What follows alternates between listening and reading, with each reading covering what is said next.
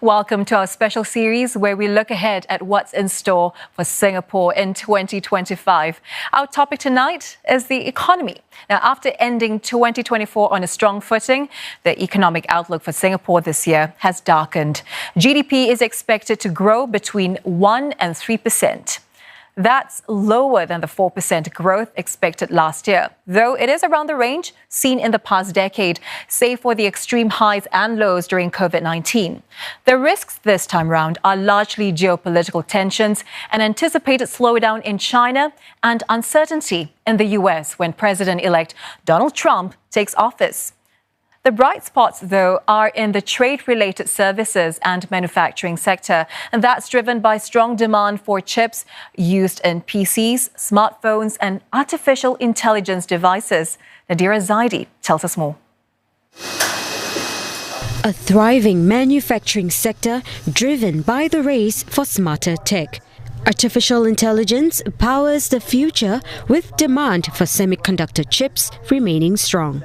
It pushed the manufacturing sector to grow 11% on year in the third quarter last year, bouncing back from the 1.1% dip in Q2. And as we move into 2025, this momentum shows no signs of slowing. On the assembly floor, machines like this, powered by AI, detect scratches on products or identify and sort them. It's used in many different areas like autonomous vehicles, quality control in manufacturing, and medical imaging. And distributed here where workers move in rhythm to meet demand from key markets like Malaysia and Indonesia. That may pick up further in 2025 as the International Monetary Fund expects further growth in the ASEAN region. For Singapore, non-oil domestic exports are expected to grow between 1 and 3% in 2025, faster than 2024. I think there's also some opportunities for some trade diversion to come to the ASEAN region and benefit economies like Singapore because of the fact that I think we are moving globally from a just-in-time model towards a just-in-case model. So there are more production centers diversified across Asia rather than having most of the production concentrated in 1 or 2 locations. So this will mean that locations like Singapore is relatively attractive because of its proximity to other growth centers in the ASEAN region. And to boost trade further this year, Singapore will upgrade its partnership with several economies like Korea and France. Already, it has signed more than 25 free trade deals, both within and outside the region. Singapore is also part of multilateral trade pacts, such as the Regional Comprehensive Economic Partnership, which promises reduced tariffs among member countries. Regionally, though, some ASEAN states have joined an alliance of major developing countries, what's known as BRICS. Now, amid this global competition, one analyst says Singapore has to tread carefully around these developments. It's also the sort of balance between BRICS, for example, and the United States, or BRICS and the European Union. And Singapore, which sees itself as an important fulcrum between a lot of these big players, is going to have a much harder time, I think, going forward with that balance. Do you lean towards the U.S. in this direction? Do you lean towards the European Union? Do you line up with other Asian economies? Do you think about a global alliance of some sort? I think it's getting much more complicated and faster than most people expected. And to help us make sense of all of these, we're joined now by Sumit Agarwal, Professor of Finance, Real Estate and Economics at NUS Business School, as well as Barnabas Gan, Acting Group Chief Economist at RHB Bank. Welcome to the studio, gentlemen. Professor Sumit, let's begin with you. Growth unlikely to be as good as last year after a strong footing as we saw there. What are the headwinds and tailwinds that might impact how well we perform this year? I think, look, Singapore has one of the highest GDP per capita. So I don't expect Singapore to be growing very fast, like developing economies where they have a lot of room to grow. Having said that, I think where is growth coming from? Where is GDP coming from? In Singapore, a lot of it comes from consumption. Some is coming from trade and obviously investments. Now, trade, clearly we know trade, there is room to grow for Singapore, but consumption is bulk of it. And inflation being lower And also we see a labor market actually doing very well, which means consumers have a lot of room to spend.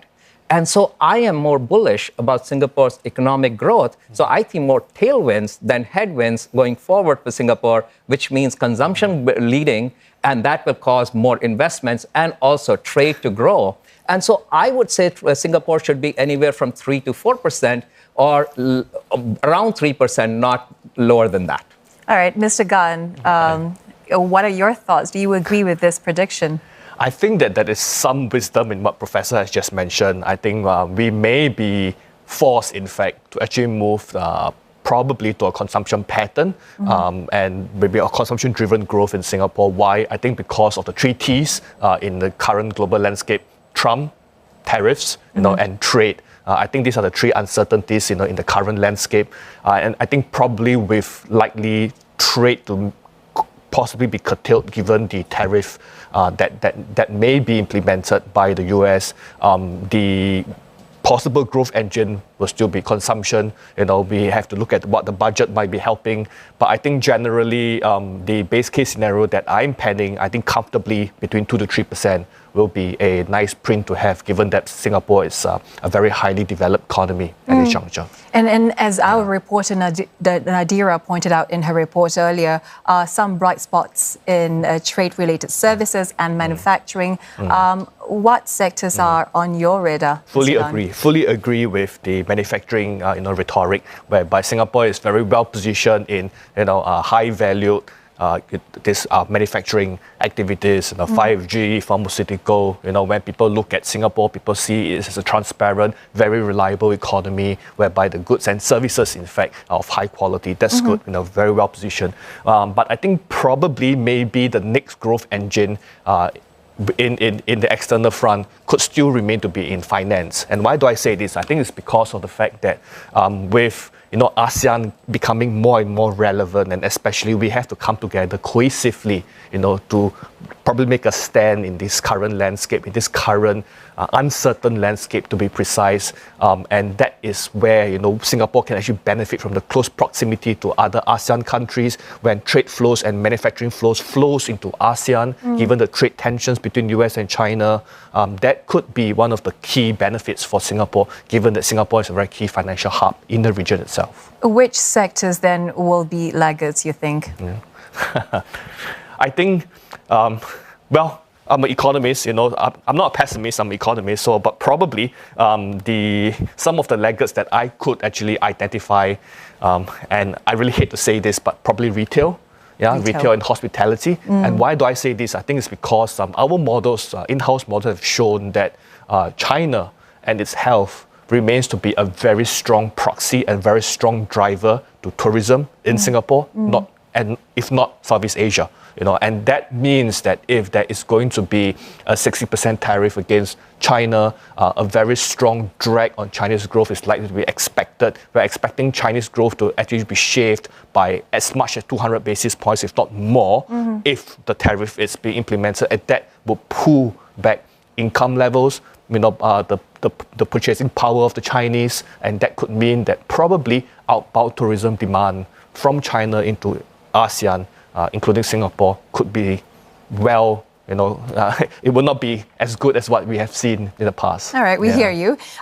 Some trade deals will be upgraded this year, and we just saw the announcement of the Johor Singapore Special Economic Zone earlier this month. But with a new US president and geopolitical tensions still up in the air, what are your expectations of Singapore trade this year, Professor Sumit? So I think clearly Trump is Trump. We have no idea. Today he's after Greenland. Tomorrow he may be after something else. And Singapore should not play a factor in his view. I mean, Singapore is small. It's not a big player. It's not something that, Trump is thinking about. He's thinking about China. He's thinking about BRICS. He's thinking about Panama Canal and many other things. What I really see the bright spot is these special trade zones. And that, I think, will help Singapore a lot.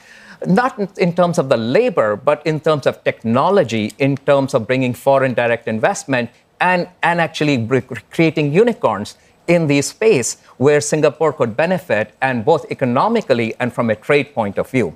So I think both, it's a mixed bag. We see Singapore moving away from thinking about, look, it's US our focus, versus let's create regional, local trade entities where we can do bilateral trade and actually create more growth for Singapore. So we should look at what's nearer to us. What's exactly. Indonesia, Malaysia, Thailand, India, China. These are the places where we see growth, like Vietnam. These are the countries where we will be seeing growth going forward, except China, which I agree will be slowing down and which will drag down a lot of the economies in Asia itself. But I think there's a risk, in fact, when it comes to the point that Professor has actually pointed out.